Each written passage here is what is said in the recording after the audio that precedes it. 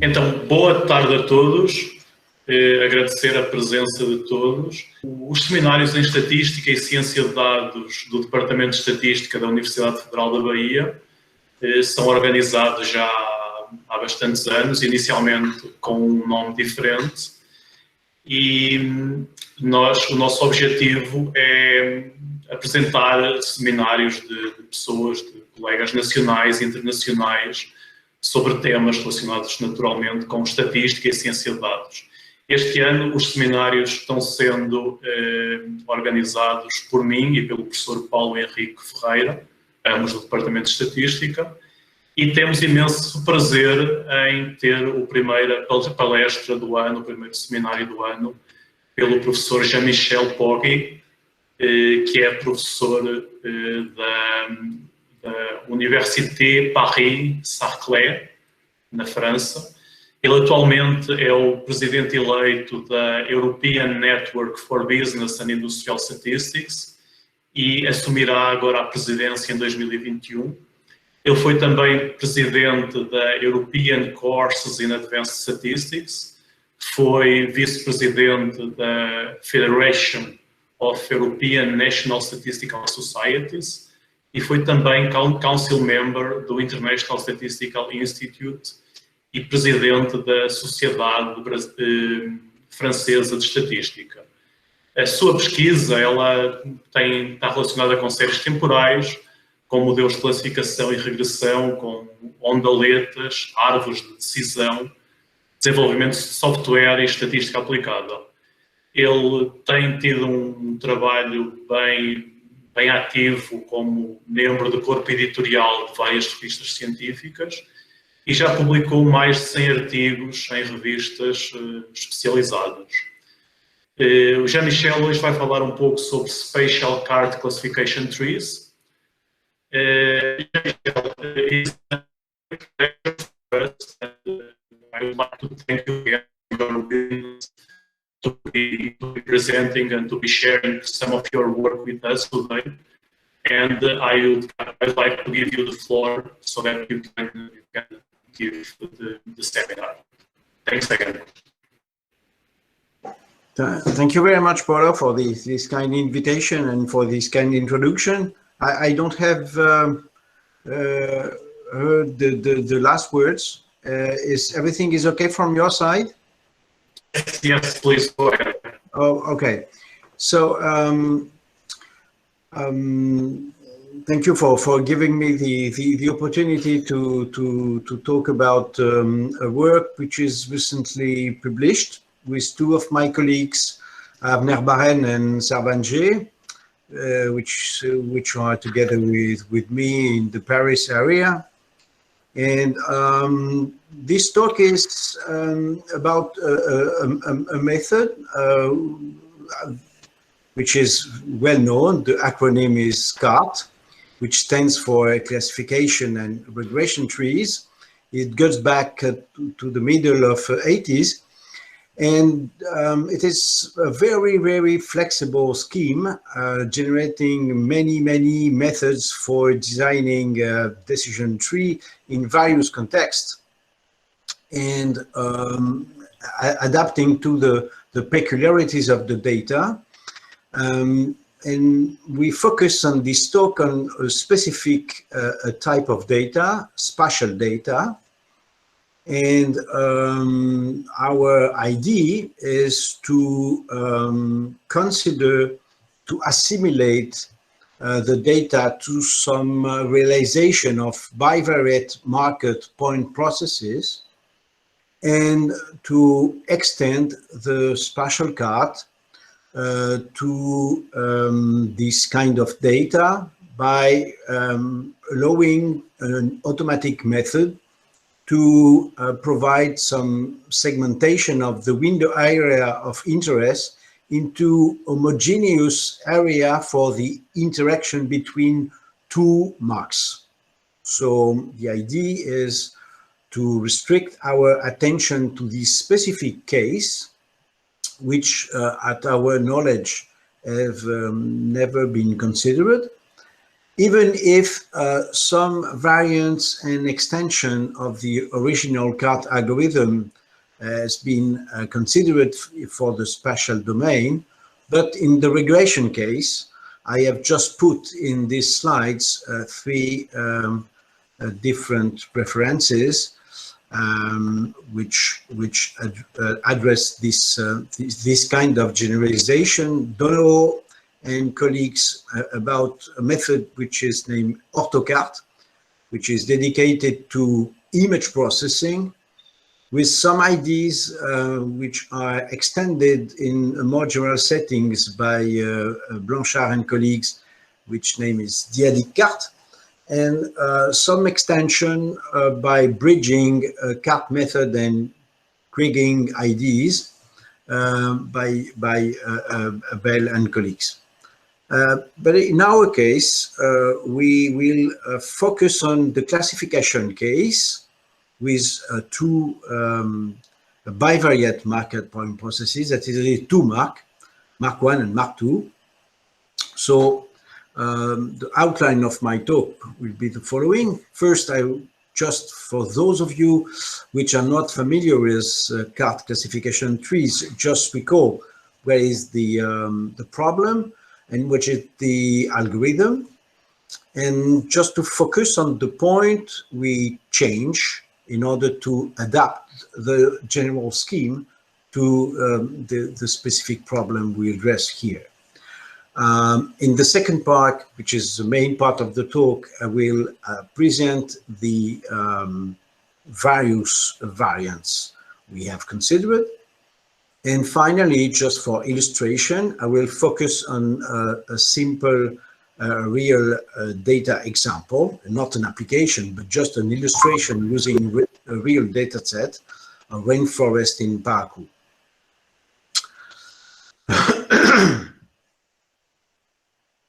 So the classification tree is the problem is that it's a supervised problem. You have on one side the explanatory variable denoted as usual by X. So X1, X2, and XP, when you have P, a different explanatory variable. In our case, we will just focus on spatial data, two-dimensional spatial data. So you have X1 and X2. And for each point, you have the location of the point, and you have the binary label, which is denoted here 0 or 1. And the idea is to use the position to predict the label. So that is the usual setting of supervised classification. You want to construct a classifier that is a function which allows you to predict y hat, the value of the predicted response corresponding to the values of x1, x2, and xp you have attained. The goal is to mimic as best as possible the Bayes classifier, which is the best one in terms of misclassification rate. That is, the Bayes classifier is defined by the classifier which minimizes the probability of y to be different from y hat. But of course, this p is the joint distribution of x and y, and so you don't know the Bayes classifier, which is given by f star, which is the indicator function of eta x greater than 0.5, where eta x is this function. So in order to estimate this function, then you use a specific family of function described by binary trees. So you have here an example. So to use such a tree to predict, to compute your y hat corresponding to the value of the explanatory variable you have in your hand. You start from the root here, at this point, and you have a question at this root, and the question is x2 is greater than 0.5? If yes, you go on the left. If no, you go on the right. If you reach a leaf, you read the value labeling the leaf, and this is a y hat. If not, you are a non-terminal node, and then you answer the second question. Is x1 is greater than 0.5? And then you go on the left, on the right, depending on the answer, and etc. if you have more than two split. But what is interesting is that it is quite simple. It is something which expresses some very simple question, expressed directly in terms of the input variables, the original input variable, not some linear combination of something different and complicated, something which is directly interpretable.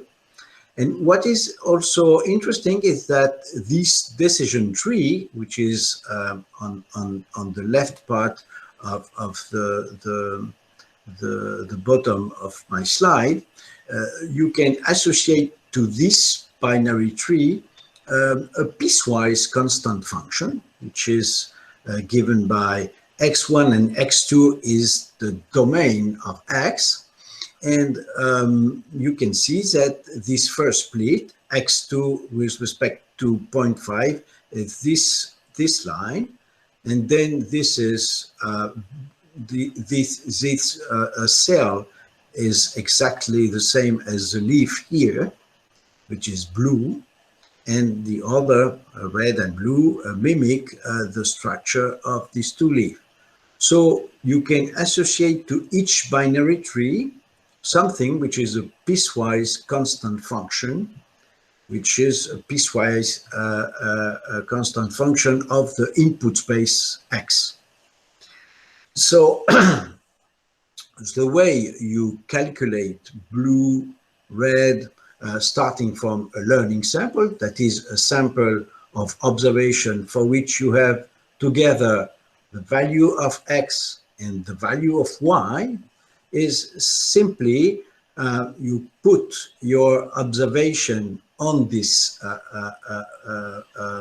domain, and then you compute y hat of t, which is the value labeling the node, by taking the majority vote, that is counting the number of blue and number of red in each cell, and then calculate the value. So this is so far so good when you have a binary tree, how to use it to predict. But of course, the key point is how to construct such a tree, which is of a good quality from a statistical point of view.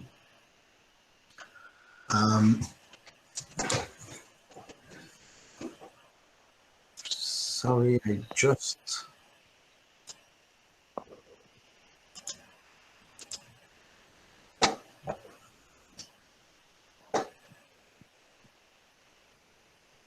Is it okay for you?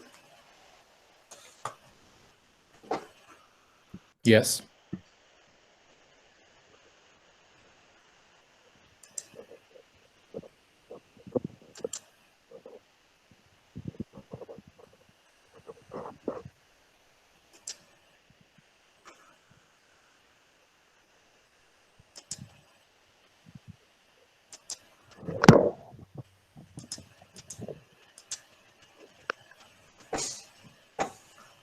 And now? Yes, we can see. We have the slides here. Okay, sorry for that. So, in fact, the construction is in two steps. The first step is the growing step. So this is the main part of the method which is given in the book of Breman, Olschen, Friedman, and Stone. And the idea is that you start by constructing a very huge and deep tree. So you start from the root with all your data, and then you, by recursive partitioning of this set, you first define the best split by maximizing a local decreasing of the heterogeneity, which is based on measure of the entropy of the discrete distribution, or something which is given more often with the Gini index, which is something which describe, for example, if you have only two values of y, the more heterogeneous distribution is 0.5 and 0.5. The two values are equally probable, and the more homogeneous is the situation when you have only one color, so 1, 0 or 0, 1. And then what you want is to split the data in two subnodes in order to have the maximal decreasing of heterogeneity measured by something, which is Gini index or Shannon entropy or whatever you want. And the rule is that you essentially, you split one node in two subnodes, and then you obtain two subnodes with two subpopulation, and then you restart. At each node, you select the best split, and the split is just one of the explanatory variable and one value, the threshold. So you select x1 or x2 and the best value in order to decrease the heterogeneity. And then you split, you obtain two subnodes, and you continue, you reiterate, you are looking for the best variable and the best value, and then you continue to develop this maximal tree. Of course, this maximal tree predicts perfectly the learning sample, because all the nodes are poor. But of course, this tree overfits the data. So you have at the simplest tree is the tree which is reduced to the root. So it predicts majority vote, the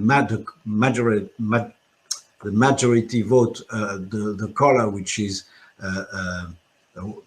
most represented in the learning sample, and at the other end of the spectrum, you have the situation where all the leaf are with only one single color. So what you want is to try to define some good way to select some subtree, which is obtained by pruning this huge tree by cutting some branches. And the very clever idea of Breman and colleagues is to consider this problem as a problem of variables of selection, model selection. And the idea is to penalize the objective, which is the misclassification rate that it have had is the tree associated with some given t, and this is just the number of times you fail by predicting y hat using your tree. So this is one tree which is just one of the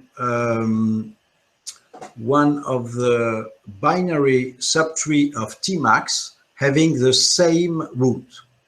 So it is a huge number of models, something which is exponential with respect to n and p. Of course, it is impossible to explicitly enumerate these models. And what is really interesting is that if you penalize this error term by something which is linear in the number of leaves of the tree, and then you have something which is well known in the penalty, the penalizing techniques. This estimate correctly the true error, that is the error, this one, the probability of misclassification. It is a fair estimate of this. And what is interesting is that the pruning step is obtained thanks to a pruning algorithm, which is extremely efficient and which produce a sequence of nested subtrees, TK, and which contain all the information which is interesting from a statistical point of view. So this is one of the two theorems of the book, and that is you can construct very efficiently a sequence of nested pruned subtrees, which allows you to solve the optimization problem, that is to minimize this criterion over all the subtree of Tmax for any given value of alpha.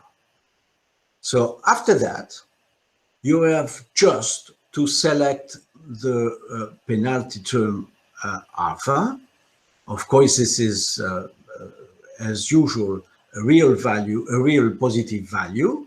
For a very small value of alpha, you will choose the maximal tree. And for a very large value, you will select the root. And for a convenient value, you will have a very efficient model. So there is some trick to do that. For example, cross-validation or all-out, that is very classical scheme to select alpha. Or you can also have some validation set, which is some point you are not considered for fitting the model. But of course, in the spatial case, this is one problem. So we will address this later. Now I want to go to my variant. So the SpatialCART algorithm, I just recall the general idea. The idea is to build a tessellation of the region, of the window of interest, into homogeneous area for the interaction between the two marks.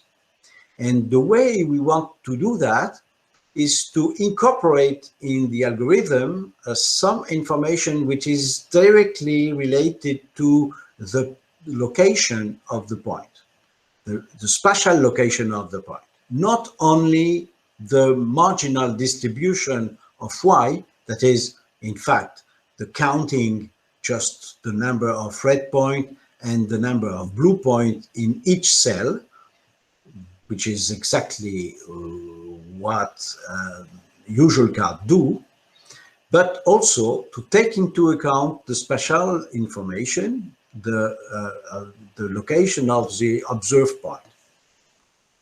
And more specifically, our variant, in fact, proposed three different things. The first is the most important, is the variant to define the measure of heterogeneity.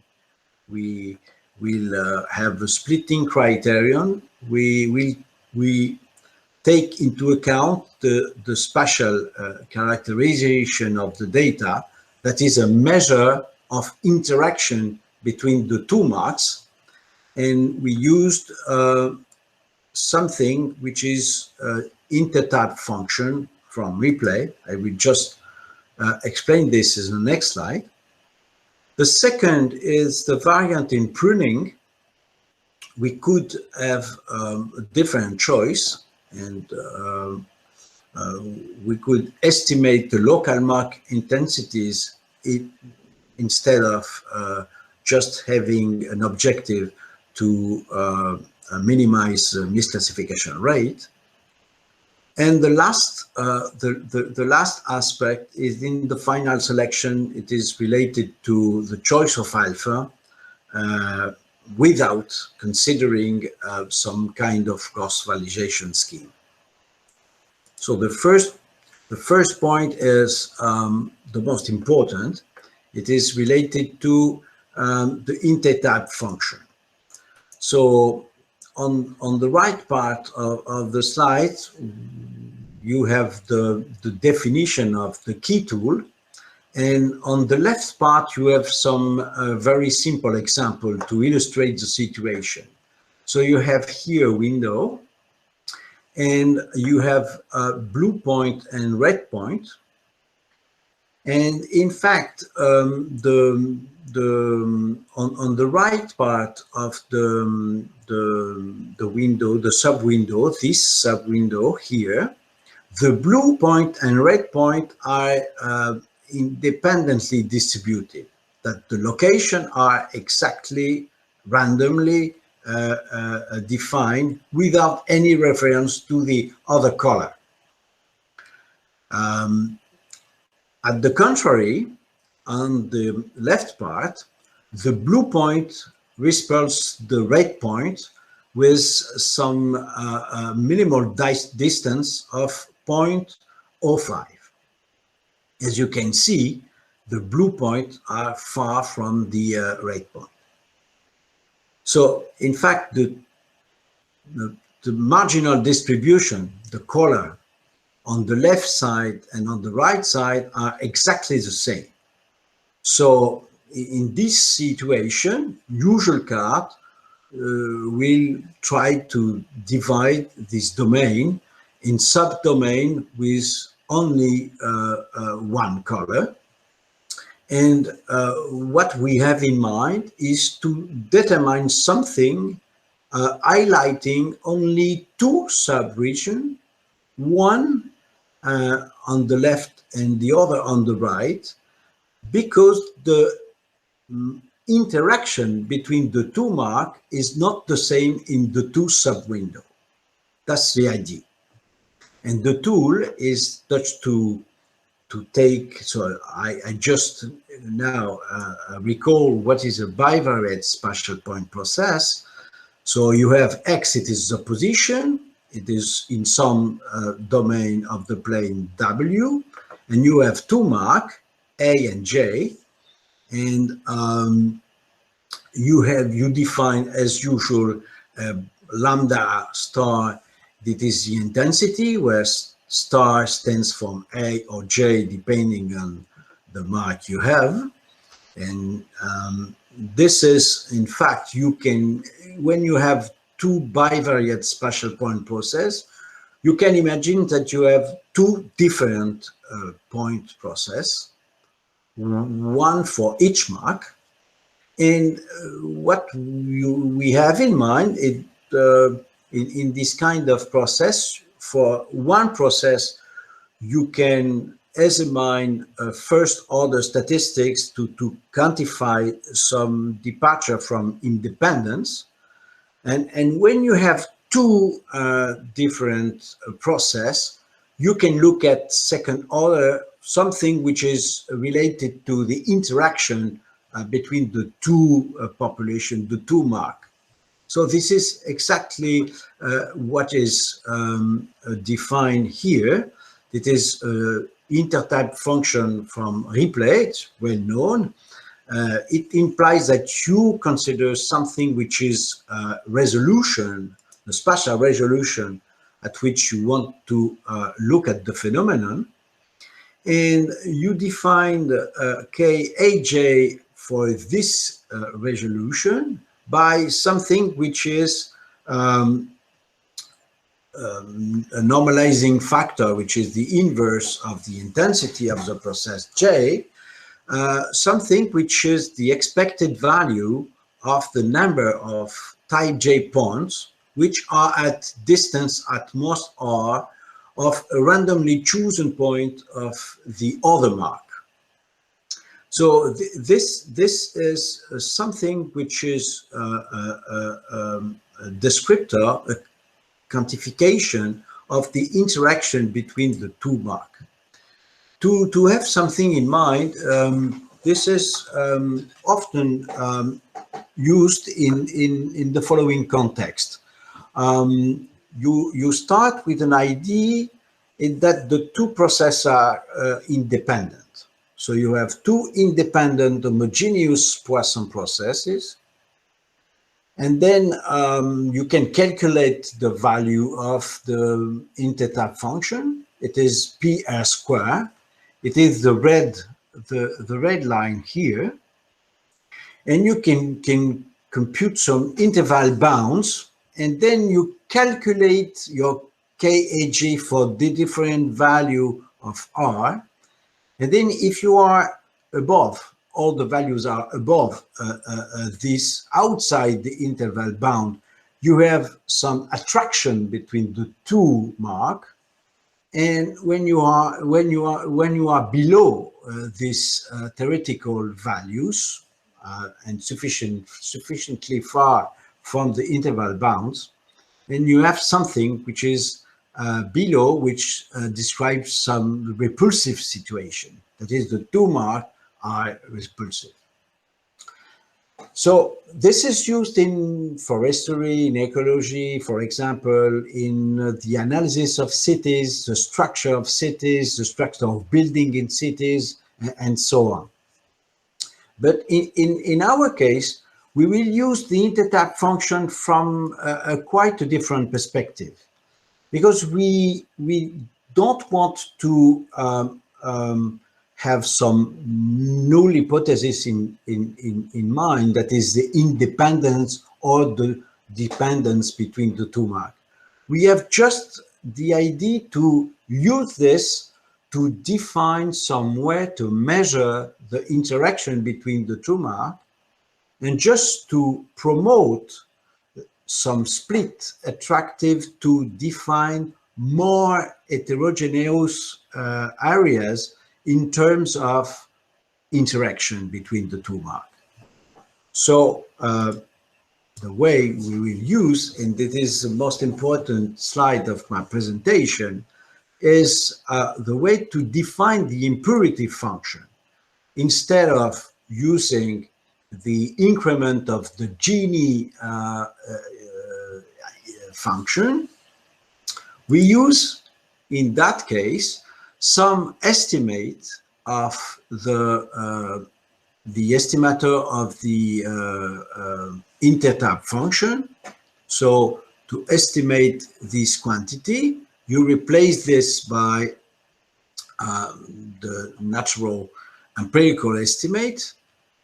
And we have also in mind that when the process is homogeneous, that is, it is a stationary and isotropic, this is symmetric.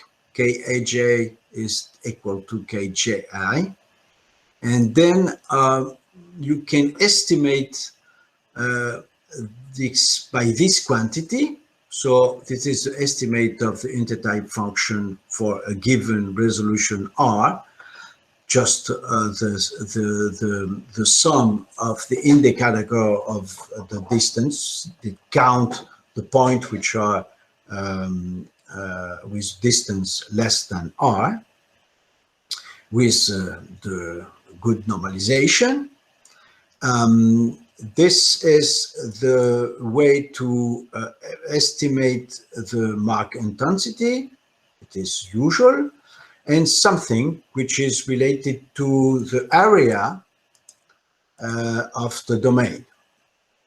So what is interesting is that to obtain something which allows to define what is the gain you have the possibility to reach when you split your node in two parts.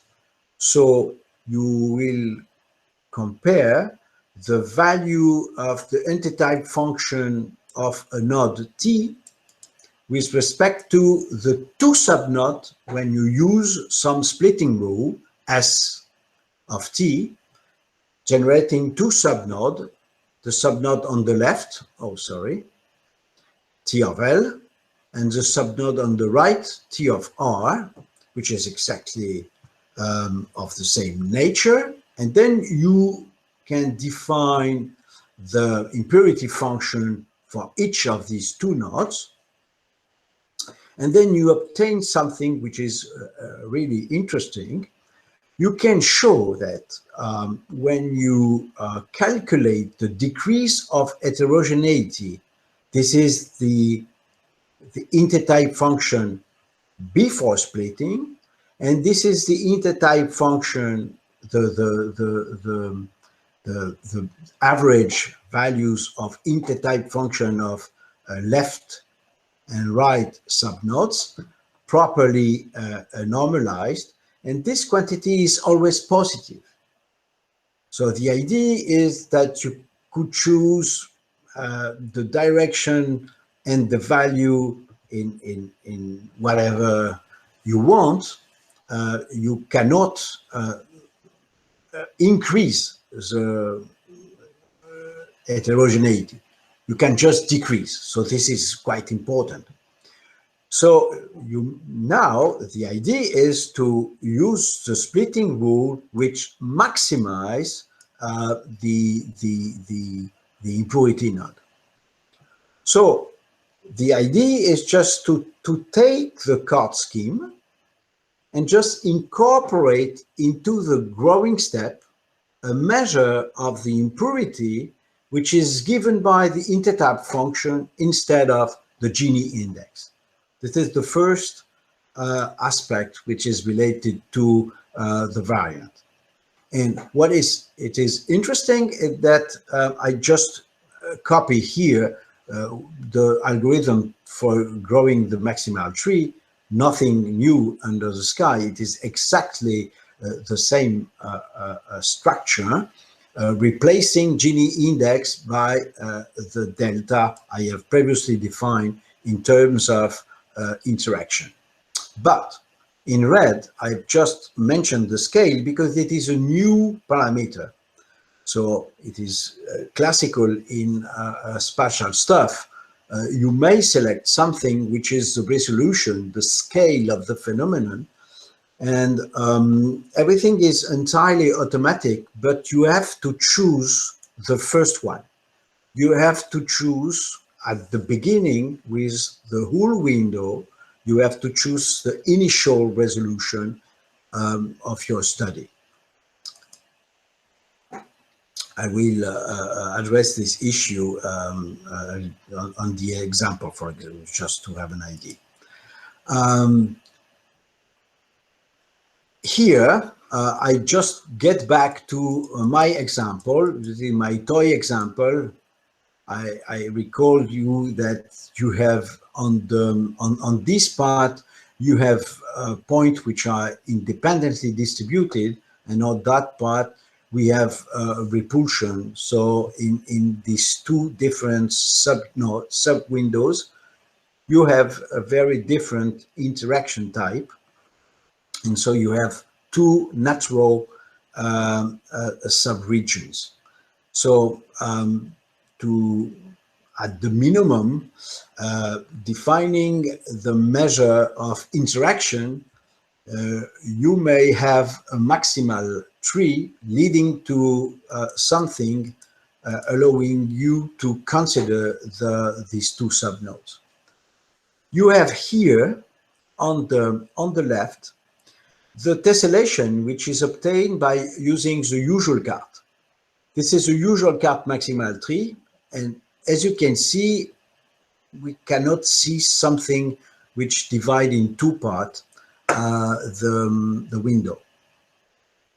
At the contrary, if you see the maximal tree for the spatial cards, so you have just modified with scale, which is something smaller than the critical one, because if you look at the situation for too large scale, of course you miss the repulsion phenomenon.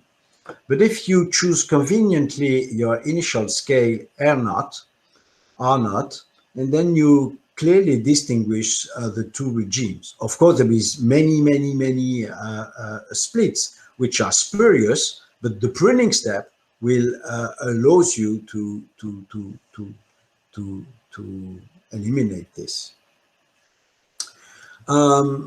I think that time, I don't know if I have many minutes because we are started late. Paolo, do you have an idea of something like 5 or 10 minutes, something like that? Yeah, sometime between 5 and 10 is fine. Okay, thank you very much. I will just mention the two other variants, which are not really crucial. It is something which it could be noted. In fact, instead of using this part of the algorithm, of course, you can use for SpatialCART, for the pruning step, you can use the same criteria in order to simplify the very complex tessellation given by the maximal tree. But you can also modify this by taking not this error, but taking something which is convenient when you want to estimate the local mark intensities. And so instead of the misclassification rate, you can put the Gini index to prune Tmax. So you have exactly the same structure, you have the same alpha, which is the penalty constant, and the same form of the penalization, but you could replace the Gini index by, the misclassification count by the Gini index. This is more convenient when you want to estimate the local mark intensities. In fact, this is a remark which is already in the class priority tree variant in Breiman. That's the second variant. And the third one is something which allows you to select by considering all the points. You take all the data to construct the maximal tree, and you select without a validation step, without a complicated cross-validation scheme, by inspecting this kind of graph. You put on the x-axis the complexity, and on the y-axis the number of leaves, and then you calculate what is, say, the largest complexity plateau, that is this one. You consider the lower bound. This is the upper bound of the critical values. And then you select the largest dimension jump, and you have this triangle. And then you select, this is just a toy example, you select this penalty or the subtree of the nested sequence, which contain exactly 4 leaves. I just want to mention that if you want, you have, this is very strong ideas of penalization given Birger-Massard, and you have a very interesting survey of this kind of method, which are really very much powerful when you have small data, which is exactly the case in many applications of spatial data. Just in a few minutes, 2 minutes, just an illustration of, in French Guyana, trees, different species of tree in the rainforest of Parakou. You have this square here. You have the location of 2 different species of trees, Voacapua and Oxandra. This is related respectively with points which are black circle and white square. And you have here the location of the different trees. And in addition to that, you have some covariate, which is quite important. It is the elevation, that is these curves which are here. So here you have a hill. And in fact, this elevation is the key point which drives the spatial distribution. And this creates some interaction between the 2 species. And typically, the competition is high in this part of in the bottom of the plot, and is very, very low on the top of the plot. So if you apply to this specific data set our variant, you get the following result. Of course, you don't incorporate into the algorithm the variable which is the elevation. You have just x and y, and you have just the mark, and you try to obtain a tessellation of this region into subspaces which exhibit some homogeneity in terms of interaction between the 2 species. So you obtain this. Oh, sorry. The key point is also to choose your first scale or not. What is the initial scale you choose? So in fact, at the beginning of this work, we have thought to a trick, which is to compare the estimation of intertype with some values which is related to independence, and try to select some R which give to this different maximal value. And in fact, it does not work very well. So you have to be cautious about this, and you have to select the scale by considering different values and trying to inspect what are the critical values. For example, in that case, before for scale which are lower than 6, the species there is no interaction. Starting with 6, we have something.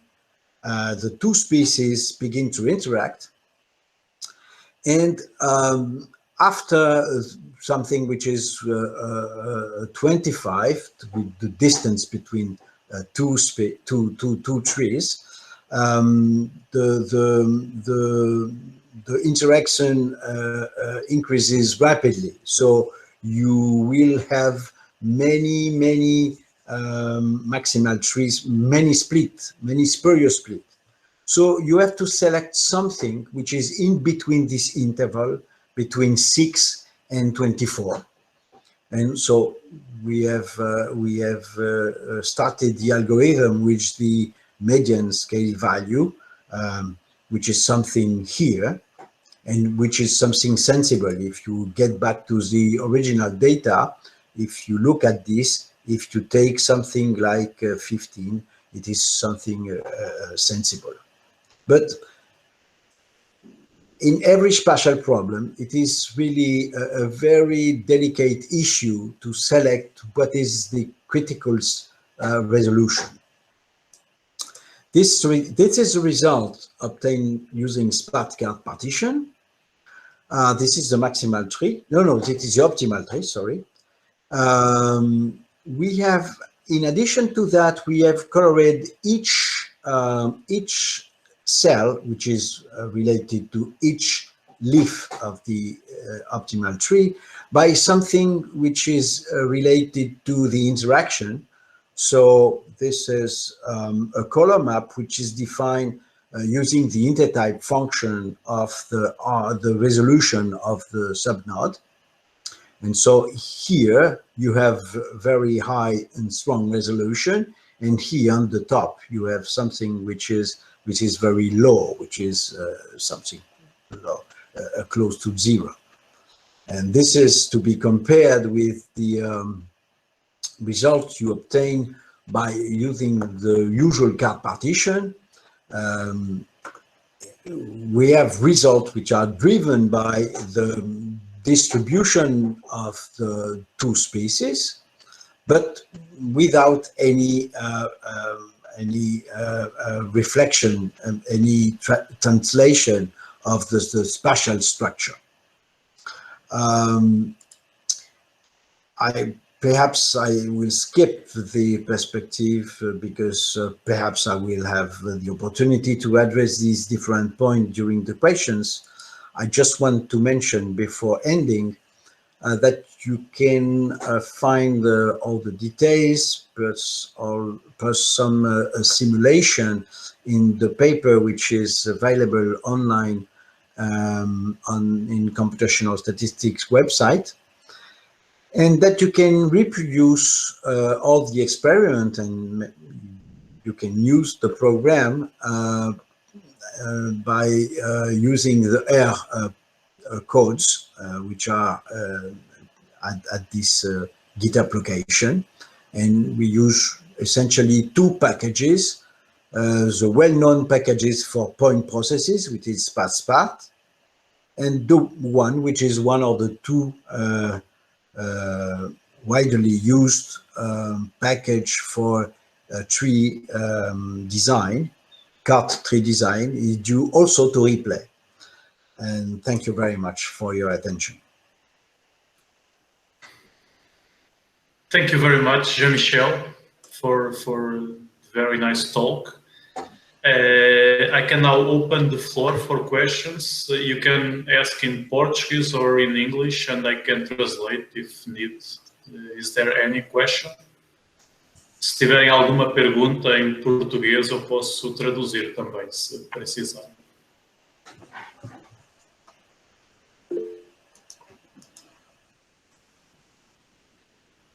While people think, I have... Sim, podem também colocar as perguntas no chat, se for mais fácil. I have a question that I think is connected with one of your points in the previous slide. Is about the inclusion of covariates. Is it possible? Because I think the altitude in that example you include as covariate. Is it possible to include several other covariates, or is there a restriction on that? Of course, in this example, elevation could be introduced as a third spatial coordinate, even if it is not so clear to incorporate this in the intertype function. But in principle, no problem. But now your question is, of course, in the spatial matter, we want to put land description, so to put many covariates, and in that case it's quite delicate. It's quite tricky to imagine some extension. But what we have in mind is something, but we could imagine. I have never tried. we could imagine to first perform a classical CART with many covariates. And then you obtain a tessellation which is based on these covariates. And in each leaf now, you can use SpatCART, focusing only on the spatial variables, forgetting all the covariates. And so you have something mixing, but in a very strange way, something which is a local, something.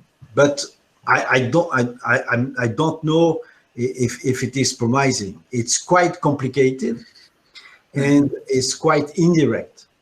To include directly in the intertype function some covariates, I have no idea how to do this.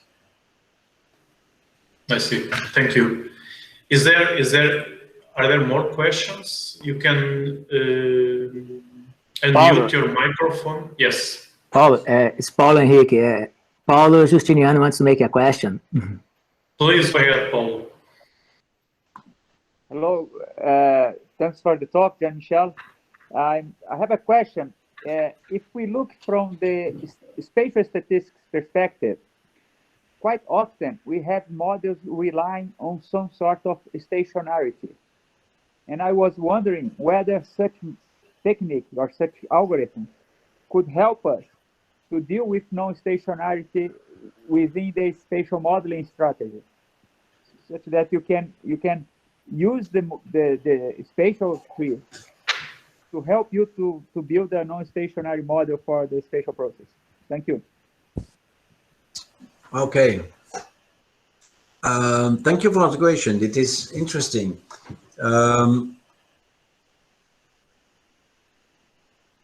You mean to use this to delimitate some kind of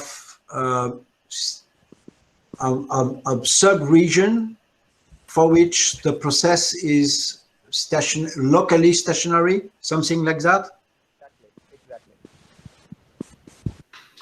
Yeah. Yes, he said yes. Okay. In a certain way, this is because the underlying hypothesis is that in each cell, the process is homogeneous. And homogeneous is something which is stationary and isotropic. So in a certain way, the flavor is exactly what you have in mind. From my point of view, I'm not a specialist of point processes.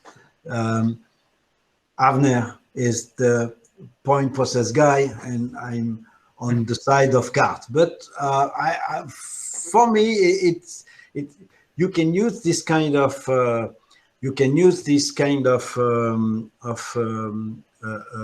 algorithm to define sub-region of local stationarity in terms of spatial processes. But I don't want to be too affirmative. Thank you. Is there any other question or comment or suggestion? You can write it down or you can unmute your microphone. I have one question, simple practical question. Thank you, Mr. Poggi. Thank you for sharing your knowledge, and the presentation is very clear. The first question is related to choose GR, the radius, instead of the median criterion, by the, how can I say, tuning process related to the performance predictive of the model. And the other question is related to the computational time compared to the classical CART. This method is very extensive or not? The studies about computational time. Thank you very much. Thank you. Okay.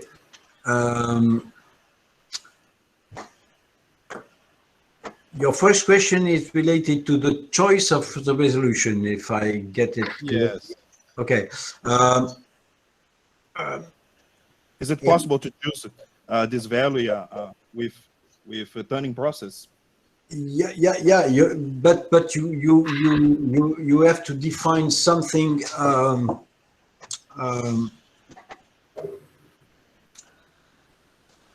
What you have in mind is probably something which is related to, again, some kind of cross-validation criterion, and then you minimize something with.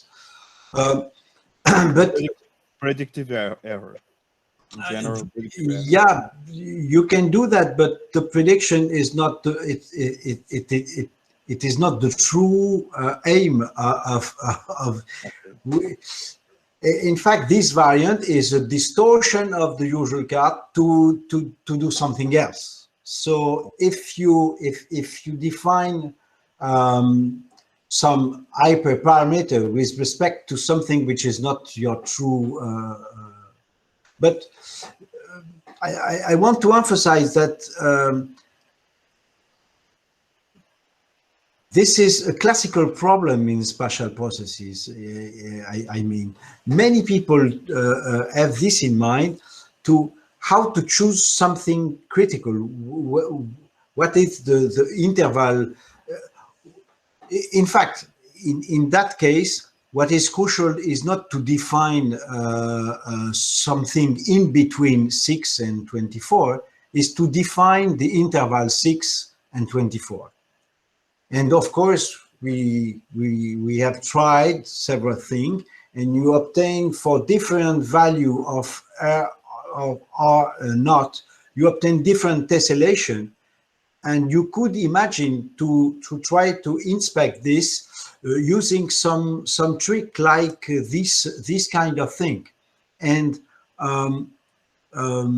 thanks to the interaction, you can combine the different tessellation and then select some choice which is convenient.